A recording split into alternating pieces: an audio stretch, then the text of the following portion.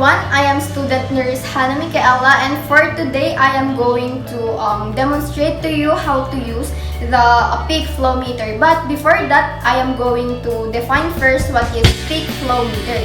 So peak flow meter is a handheld device that measures your ability to push air out of your lungs, and it has two ranges, which are the low range and standard range. So we have here an improvised standard range peak flow meter because my patient for today is a young adult, and this device is intended for patients with asthma. So first thing to do is to advise the patient to sit up straight.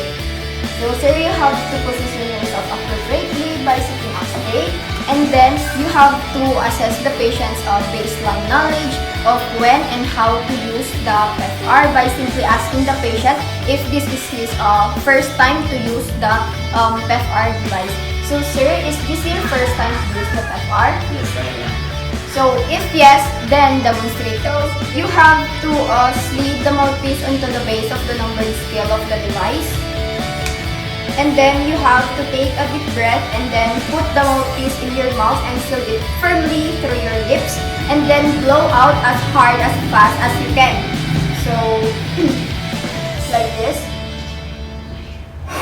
So ask the patient to perform the demonstrated procedures. So sir, can you repeat the steps that I have done? And then you have to record the results after, and then you have to clean the device after use.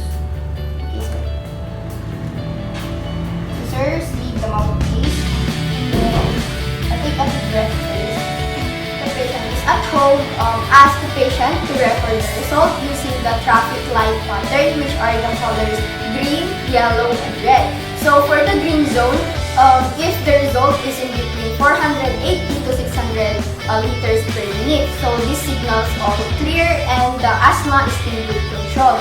While the yellow zone is the result is in between 300 to 479 liters per minute, and this signals caution and may require extra treatments. While the red zone, the result is in less than 299 liters per minute, and this signals a medical alert, and you have to rush to the nearest hospital. Patient to sit erect. Sir. Because Mamaya no. the mouthpiece. So first thing to do is to like this.